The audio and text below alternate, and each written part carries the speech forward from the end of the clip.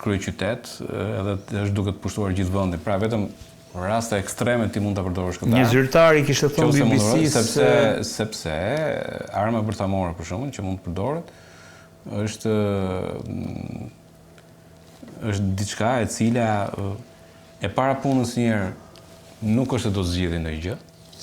Pra programin në Iran I pasurimit është futur aq thellë në tokë, e kanë bërë 90 ose 150 metra në tokë me bunkere me të tjera që është e vështirë që ti të godasësh me armë bërthamore edhe vetë brenda po themi bunkerëve ku ata kanë zhvilluar. Ndërkohë në këtë logjikë është e pamundur që të pengohet Irani për të prodhuar një bombë bërthamore, kështu që kjo çon në përplasje. Goditja e këtyre, po pra, ai tani edhe goditja që ndodh tani për shembull, ai mundohet të godasë ato që janë struktura që janë në sipërfaqe, sepse ka nevojë për struktura në sipërfaqe. Për shembull, po themi ashensori për të vajtur poshtë në bunker ka I dalin në sipërfaqe, po themi, apo jo.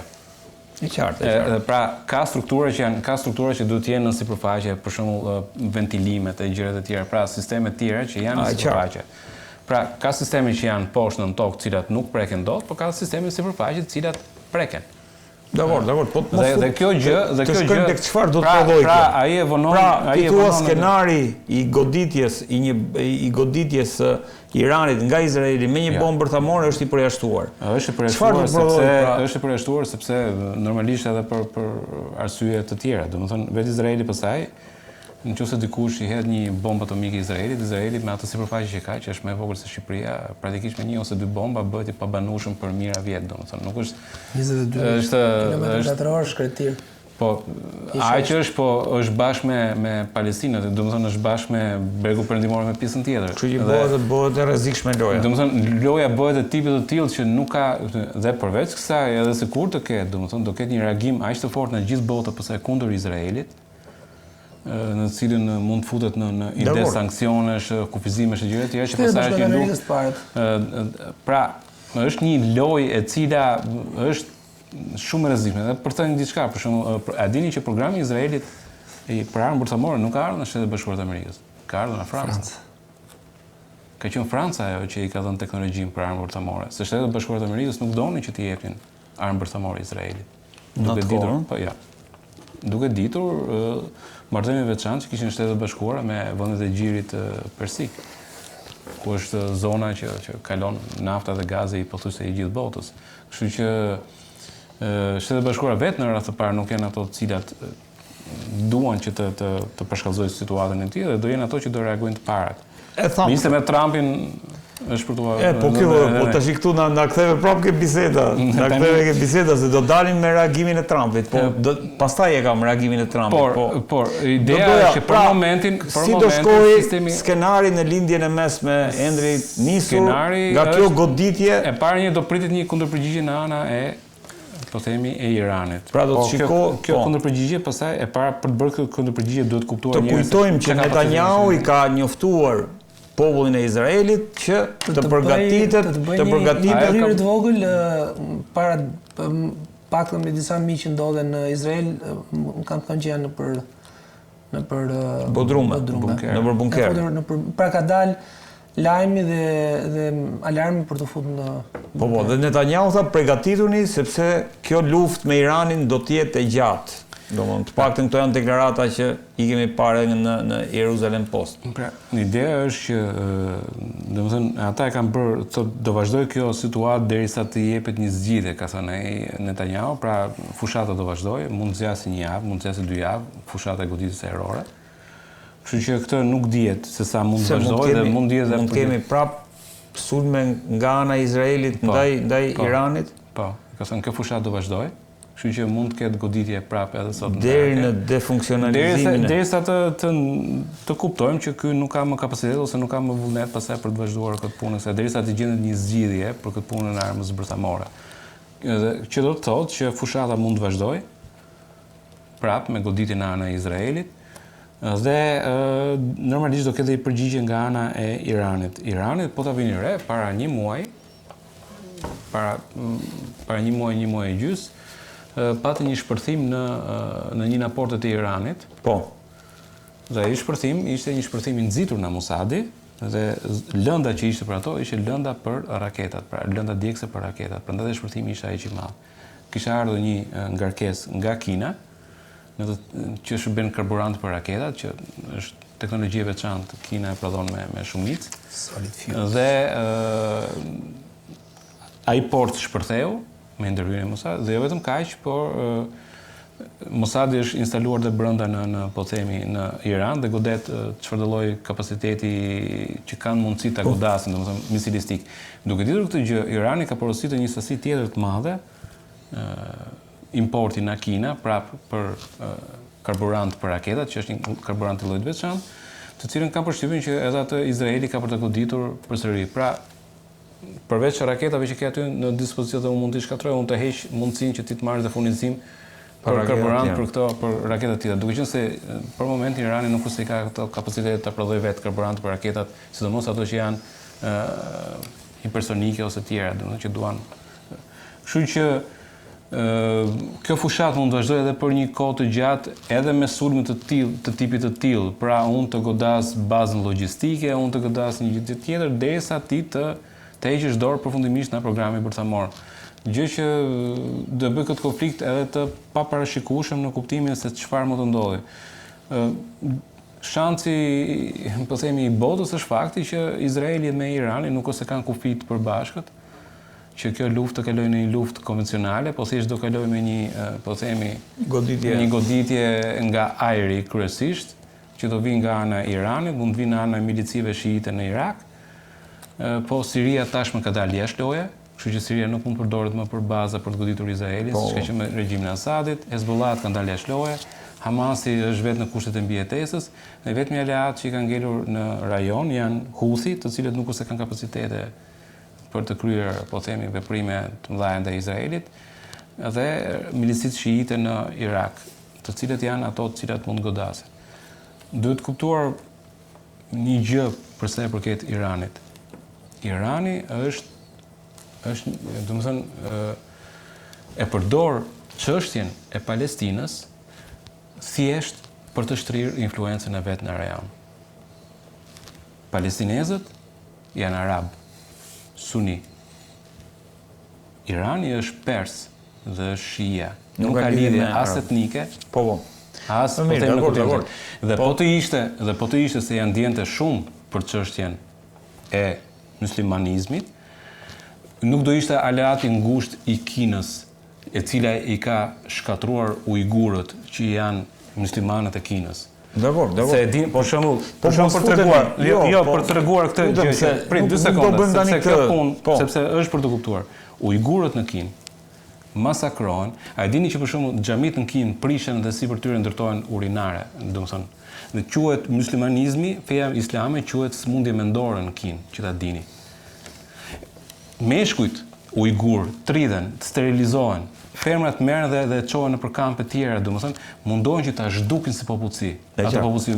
Dhe nuk e asnjë fjalë të Iranit për këto gjë. Pse nuk e fjalë? Sepse Irani nuk ose janë ndjen shumë për çështjen e muslimanëve, por mundohet të përdorë çështjen e Palestinës për të shtrirë influencën në rajon. Dhe influencën e ka shtrirë në Irak, e ka shtrirë te Houthi, e ka shtrirë në Liban, nëpërmjet Hezbollah, e kishte te Asadi, dhe këtu përplaset me Arabinë Saudite, e cila mundohet të gjejë një zgjidhje më të ndryshme, se sa duke kuptuar që kjo është një plan perandorak i Iranit, i cili e ka bërë Iranin që të përplaset jo vetëm me Arabinë Saudite, po dhe me Turqinë, rasti i Sirisë. Dakor. Dhe kjo ëndër perandorake e Iranit, në një farë mënyrë gjithë vendet e rajonit që ndihen të kërcënuara ndihen më rehat kur regjimi i Iranit ka probleme. Arabia Saudite ka bërë një deklaratë, po besoj ka qenë duke qeshur kur e kanë shtypur atë deklaratën Arabia Saudite.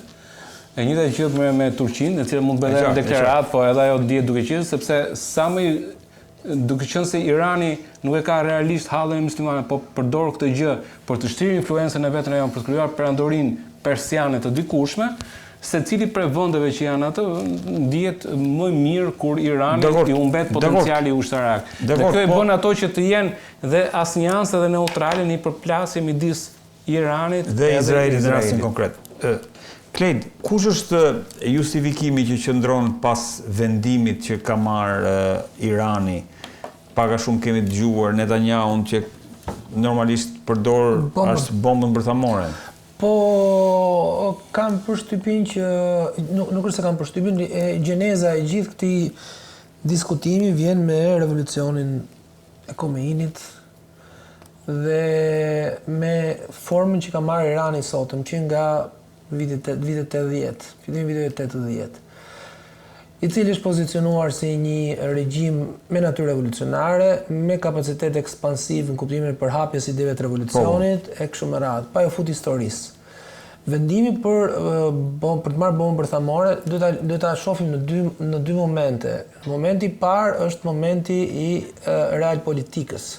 Pra në kuptimin e asaj që për të bërë balan, për të ndjerë siguri, atëherë armatosja e Iranit pas një bombe bërthamore i jep Iranit siguri. Po, në kuptimin e asaj, e qartë. Pra, në rast se Kina në viteve 50 adopton bombën bërthamore, ka e ve Kina në pozitë të barabartë me Shtetet Bashkuara të Amerikës, me Shtetet Bashkuara të Amerikës në oqeanin paqësor, flas për vitet 40-50 kur Kina 50-60 kur e merr Kina kur fillon programin e vet bërthamor, në rast se India ka bombën bërthamore, edhe Pakistani ka bombën bërthamore, dy shtete me asimetri në kuptimin e popullsisë, territorit, ekonomisë, por që bomba atomike e barazon rezultatin, pra barazon shanset e shkatrimit, jo shanset e mbijetesës, por barazon shanset e shkatrimit të tjetrit. Prandaj quhet shkatrim i ndërsjellët, i sigurt. Mund të thotë assured destruction. Pra nuk ka rëndësi se sa i madh je ti, se sa bomba bërthamore ke ti, mjafton që një për këtyre bombave të shkatroj territorin. Ky është vendimi. Vendimi tjetër pastaj është edhe një vendim i natyrës ideologjike. Përderisa revolucioni lind mbi idenë e shkatrimit të satanit madh, që është Amerika dhe Izraeli, sipas Khomeinit, doktrinës revolucionare iraniane të viteve 80, atëherë natyrisht bomba bërthamore është e natyrshme që të imagjinohet një program bërthamor. Projektohet si Programet bërthamore janë të dëshirueshme për shumë vende dhe Shqipëria potencialisht në kohë të komunizmit do të kishte dashur të kishte bombë bërthamore. Fjala vjen, sepse siguria e faktorit jashtë, pra nga një sulm një faktor jashtëm bëhet absolute, por nga ana tjetër është një program i kushtueshëm. Është një program shumë i kushtueshëm në pikpamje ekonomike. Dhe vetëm vendet të cilat o kanë nevoja strategjike ekzistenciale ose kanë kapacitet të rëndësishëm ekonomik. Mundet që ta posedojnë. Ndërkohë, si e ke parë Klejt reagimin e Shtetet Bashkuara të Amerikës, se ma kujtove me atë frazën që the, domethënë SBA dhe Izraeli janë konsiderohen armiq të Iranit. Si e ke parë deri tani reagimin? Kemi reagimin e Rubios, po kemi edhe reagimin e Donald Trump, që e keni këtu. Si e vlerësoni qëndrimin e Shteteve të Bashkuara të Amerikës në këtë konflikt? Në këtë konflikt, unë qëndrimin e Shtetit Bashkuar të Amerikës e vlerësoj deri diku oportunist. Në kuptimin e asaj që në administratën amerikane shkatrimi i kapacitetit bërthamor të Iranit, programit bërthamor të Iranit, është i dëshirueshëm dhe Shtetet Bashkuara të Amerikës kanë bërë përpjekje të vazhdueshme për ta minuar programin e Iranit.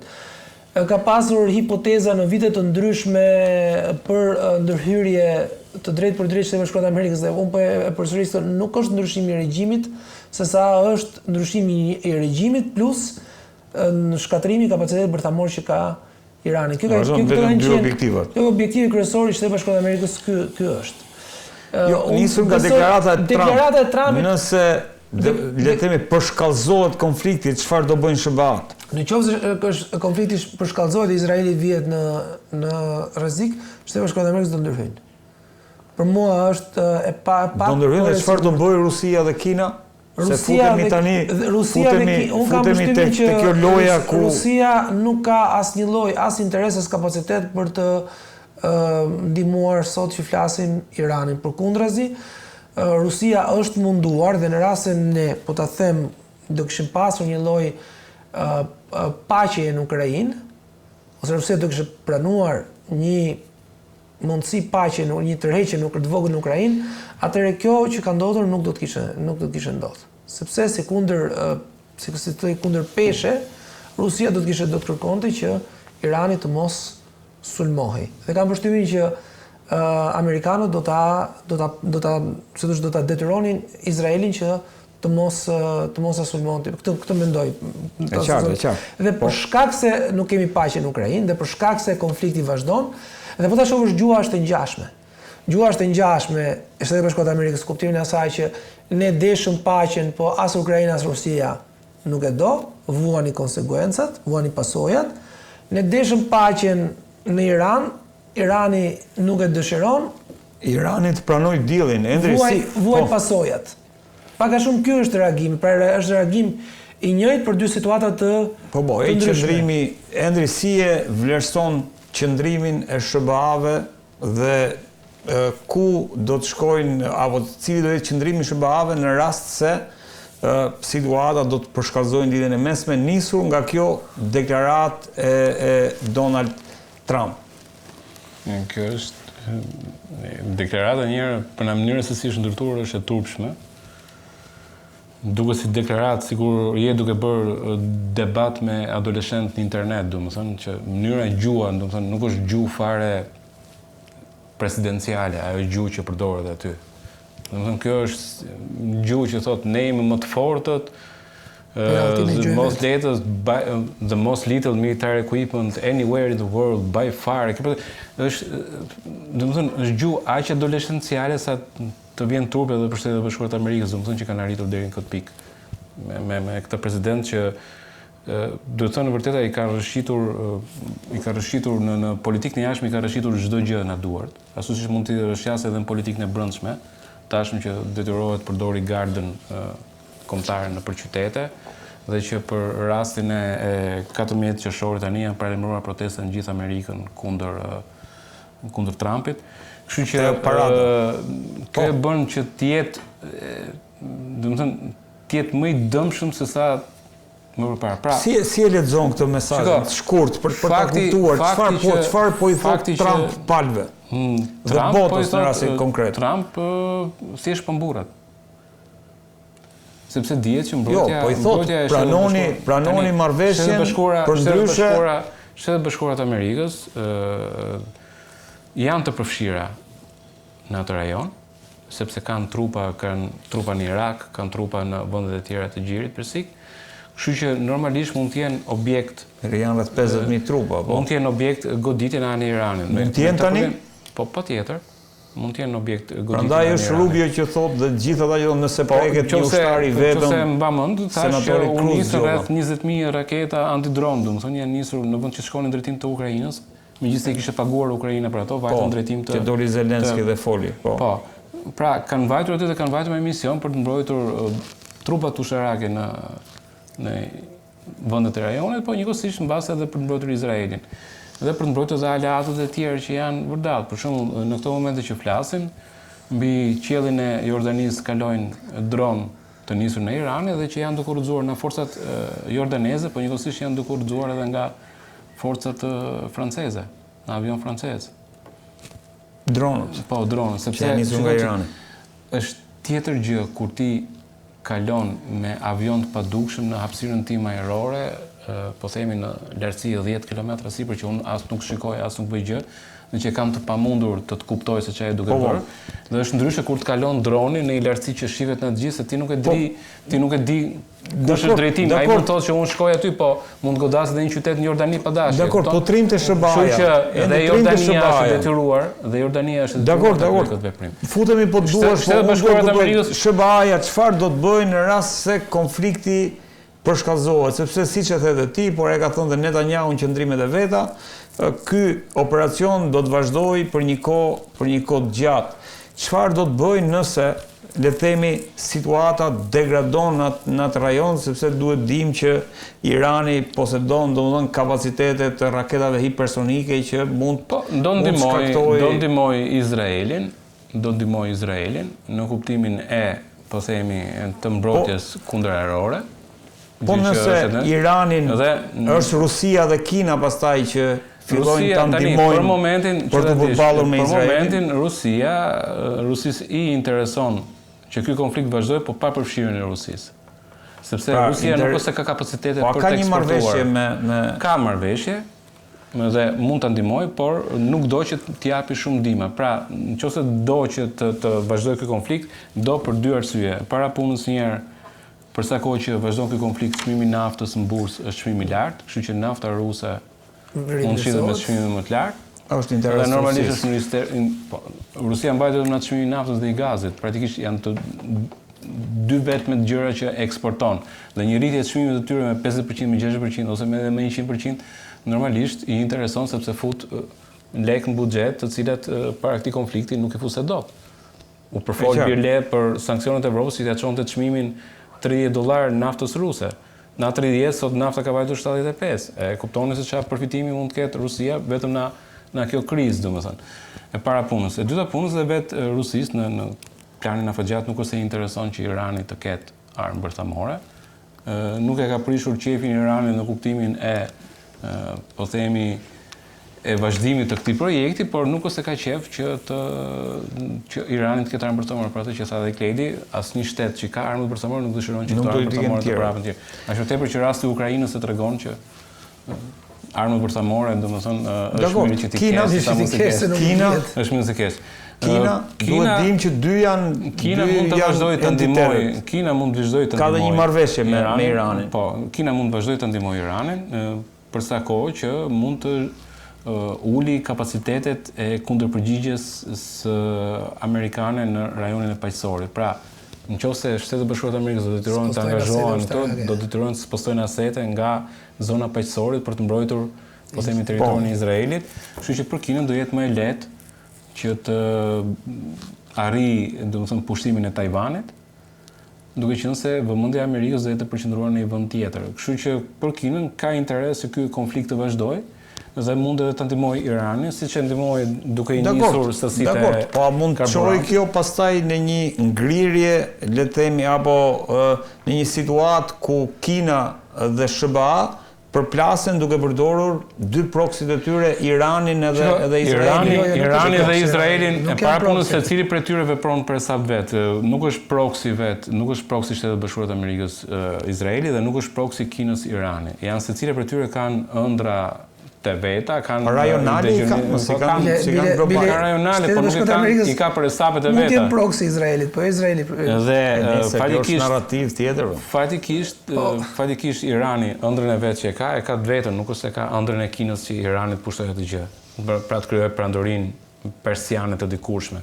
Ndërkohë që dhe Izraeli një përplasje të SBA-s edhe Kinës në këtë SBA-i dhe Kina fushë betejë, lindja e mesme kthehet në një fushë betejë midis SBA-s dhe Kinës. Fushë betejë nuk ka qenë. E vetmja fushë betejë që ka qenë midis përplasje midis Kinës edhe Shtetet Bashkuara të Amerikës ka qenë në gadishun aziatik, ka qenë Kore dhe ka qenë pastaj në Vietnam. Edhe lufta civile në dhe po themi këto në këto dy vende, se luftën civile në Kinë ata në fillim ishin me Chiang Kai-shekun, pastaj e ndryshuan ata, por po themi që në Kore trupat kineze u futën dhe u përplasën me trupat amerikane, të veshur në uniforma koreane, dikur në konfliktin që ka qenë luftën Kore. Njëkohësisht edhe në rastin e luftës Vietnam ka qenë Kina që ndihmonte Vietnamin dhe që ka pasur edhe përplasje midis kinezëve dhe por vetëm në Azi, jashtë asaj zonës së vet të influencës, Kina nuk parapërzihet me gjëra të tilla. Nëse do ketë një përplasje midis Kinës dhe Shtetet Bashkuara të Amerikës, do jetë për Tajvanin.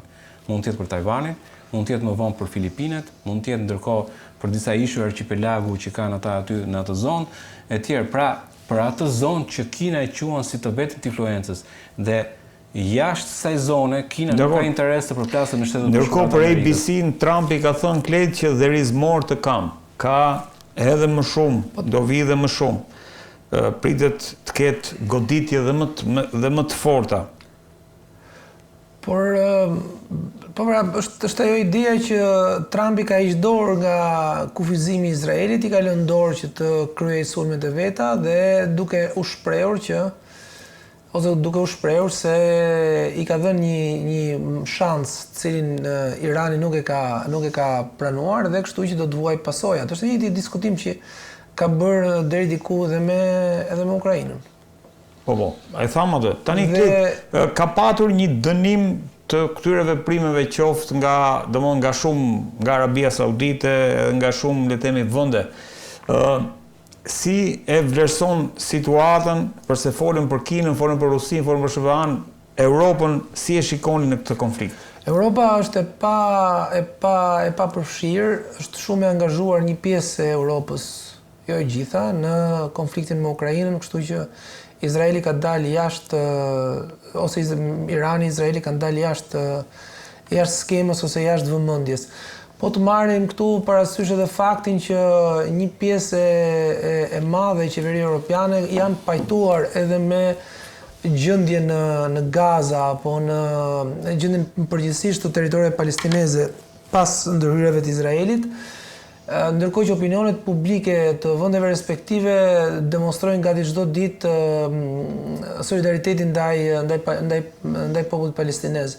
Dhe kam përshtypjen që Europa në këtë pikë është e paaftë dhe e pamundur që të bëjë një presion politik për të kufizuar veprimet e njërës pala apo tjetrës. Izraeli është një vend i cili ka, mua më duket të paktën, që ndodhet në pozitën e viteve 67. Pra ka një lloj euforie në Izrael, jo më të lidhur me fitoren, siç ishte 67-a, por të lidhur me mundësinë që sot Izraeli ka për të zgjidhur ato që quhen problemet më të mëdha të rajonit, pra të zgjidhi çështjen e Hezbollahut, të zgjidhi çështjen e Hamasit dhe të Gazës, dhe të zgjidhi dhe çështjen e Iranit. Po të shohësh opinionin publik, po liderët e opinionit publik në Izrael, ligjërimi që ata kanë është një ligjërim i cili është i mbushur me një farë krenarie kombëtare, ngjizur apo përzier me krenari religjioze, me gjithë atë ligjërimin mesianik që e ka karakterizuar dhe po e karakterizon këto vitet e fundit, sidomos qeverinë izraeliane. Dhe në këtë pikë, po them që po konfliktohen dy regjime, një regjim teokratik në bërje dhe një regjim teokratik o burokratik, i cili është në rënje, që është ai i Iranit. Teokratik në bërje e ke fjalën për Izraelin. Izraeli po karakteristikat që po merr është një shtet i cili po vendoset elementin fetar, po janë mbivendos atij laik të logjikës se si funksionon shteti. Ndërkohë Endri ka patur dhe një raund tjetër të sulmeve ajrore të Izraelit në qytetin e Tebrizit, në veri perëndim të Iranit. Sistemi kundra ajror i Iranit nuk funksionon fare. Nuk funksionon. Është për shkak se janë zësuar. Goditja e parë ka qenë para disa muajsh, nëse mbaj mend atëherë thash goditën shumë sisteme, kemi qenë këtu në studi që kemi folur, e kemi thënë që kanë goditur shumë sisteme kundërajrore, pra ka qenë një paralajmërim për Iranin. Sisteme kundërajrore morën goditje atëherë, ishin sisteme S-400, S-500, po edhe S-300, që ka mbrojtje... S-400 ruse? Po, janë ruse. Po, janë që gjitha sisteme ruse, nuk ka teknologji tjetër Irani. Dhe këto sisteme, në një farë mënyrë e bëri ato që thuhet e bëri qorr, në kuptimin që nuk monitoron dot. Pavarësisht se Irani u mundua ti zëvendësonte këto sisteme tani janë goditur prapë edhe në këtë val goditjeve që bëhen tani. Goditjet e para që ndodhin janë ndaj sisteme kundërajrore, është pikërisht ajo, për shembull ti ke një pamje shumë interesante, ke një avion furnizues e pash ka një avion furnizues izraelit, pra një avion ata që janë të mëdhenj, tanker, e ke parasysh që kanë, është duke furnizuar avionët izraelit si për qiellit të Iranit. E kuptoni ti se sa goditje e rëndë edhe në ana psikologjike për Iranin, domethënë, edhe për atë popullin iranian aty që shikoj që ky regjim që mburret kaq shumë është praktikisht regjimi kalbur, që nuk arrin dot, domethënë, gjithë atë mburje të madhe që ka, që ne jemi kështu e jemi ashtu, të shikosh avionët izraelit që furnizohen si për kokës tënde, pak pas mundësi të ngresh një raketë vetme për të goditur. Pra në këtë pikë është në këtë pikë është mbrojtja iraniane për momentin. Po kjo tani o do bjerë regjimi, o do pranoj dealin Irani, se